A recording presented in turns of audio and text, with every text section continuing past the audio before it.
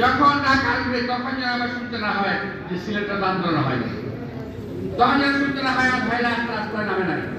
তখন যদি হয় আন্দোলন যখন আসবে, আর আন্দোলন করতে হবে কেন? ক্ষমতা যাওয়ার জন্য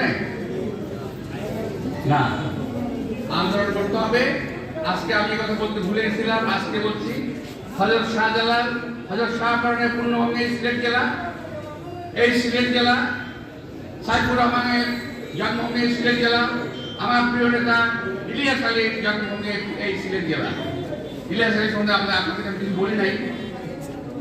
ইলিয়াস আলী ছিল আমার বাংলাদেশের যতগুলো যুব ছাত্ররা ছিল, ইলিয়াস আলী ছিল তার মধ্যে সবচেয়ে অন্যতম আমার একজন প্রিয় ভাজন। ইলিয়াস আলী যখন নাকি জেলে যায়, ওকে যখন হঠাৎ করে গ্রেফতার করে, ইলিয়াস আলীর বউ ফোন করে আমার বাসায়, আমার স্ত্রী ফোন ধরে, ব্যাপার ইলিয়াস আলীকে আর রতনকে নিয়ে গেছে। ইলিয়াস আর রতন দুজনকে নিয়ে গেছে। কোথায় নিয়ে গেছে? ক্যান্টনমেন্টে। আমার স্ত্রী আফরোজা আব্বাস তাৎক্ষণিকভাবে সঙ্গে সঙ্গে গাড়ি নিয়ে ওখানে গেল, দেখলো তাকে উঠিয়ে নিয়ে অন্য জায়গায় যাচ্ছে, উত্তরা থানা যাচ্ছে। পিছনে পিছনে ফলো করে ওখানে গেছে, থানা বন্ধে গেছে, গিয়ে ওদেরকে টুথপেস্ট, টুথব্রাশ, টাওয়েল, গামছা সমস্ত কিছু দিয়ে নাস্তা খেয়ে তারপরে বাড়ি ফিরে এসেছে। আমরা শিওর হয়েছি ইলিয়াস আলী গুম হয় না তখন, ওই সময়। আজকে কথা না, অনেক আগে কথা বলছি, অনেক আগে কথা, 97 কথা বলছি। সেই ইলিয়াস আলীকে আমরা কিন্তু রাখতে পারলাম না, এত আমরা যত্ন করে রেখে ধরেও ওকে রাখতে পারলাম। যাই হোক, আমি আজকে সেই পূর্ণভূমিতে লাগিয়ে কথা বলছি। এই সিলেট জেলার আরেকটা গুণ আছে, সিলেট তো আসলে জানেন কি? আপনি জানেন, কিছু একদিন বলেছি। এই সিলেট শহীদ রাষ্ট্রপতি জিয়া রহমান সিলেটের সেক্টর কমান্ডারের ঘাঁটি ছিল এই সিলেট। সারা বাংলাদেশে যখন স্বাধীনতা যুদ্ধ চলে, যতগুলো সেক্টর কমান্ডার আছে, সকল সেক্টর কমান্ডার ইন্ডিয়ান বর্ডারের ভিতরে তাদের হেড অফিস করে ওখানেই থেকে যুদ্ধ পরিচালনা করেছে। আর শহীদ রাষ্ট্রপতি যখন জিয়া রহমান এই সিলেটে এসে সিলেটের ভিতরে হেড অফিস করে এখান থেকে তিনি যুদ্ধ পরিচালনা করেছেন এবং নিজে যুদ্ধ করেছেন।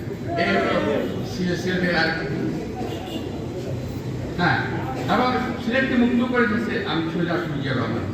এবং এই শহীদ রাষ্ট্রপতি জিয়া রহমান যখন প্রথম নির্বাচন করেন, এই সিলেট থেকে শাহজালাল বাজার জেরাত করে আমার নাম নিয়ে সেদিন নির্বাচন শুরু করেছিলেন, জয়লাভ করেছিলেন। আজকে আমি সেখান থেকে কথা বলছি।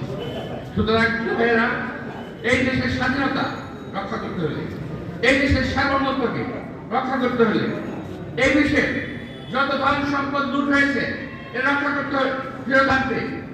আর আমাদের যত নেতা কর্মী গুম হয়েছে, খুন হয়েছে, হত্যা হয়েছে, তার বিচার করতে হলে এই আওয়ামী লীগ নামক এই জঞ্জালটাকে দেশ থেকে তাড়াতে হবে। এই জঞ্জাল মাথায় রেখে কাজগুলো করা সম্ভব না। এই জঞ্জাল তাড়াতে হলে আপনাদেরকে আন্দোলন নামতে হবে। যদি বলেন 90-এর কথা বলেন, আমি 90-এর কথাই বলছি এখন। যদি বলেন 90-এর আন্দোলনের মতো আন্দোলন করবেন, হ্যাঁ আমি বলেছি, ঢাকায় আমার ভাইদের বলেছি, তোমরা তোমাদের বয়স এখন যৌবন যান, যুদ্ধে যাওয়ার সময় তার, এখন তোমরা যুদ্ধে যাও। তবে আমি জানবাস আমার নেতৃত্ব একজন অভিভাবক হিসেবে তোমাদেরকে আমরা কখন রাস্তায় একা ছেড়ে দেব না। আমি আমার সন্তানদের নিরাপত্তার ব্যবস্থা করব। আমি আমার সন্তানদের পাশে থেকে যদি প্রয়োজন হয় বুকের তাজা রক্ত দিয়ে দেবো, তবু আমার নিজেদেরকে আমি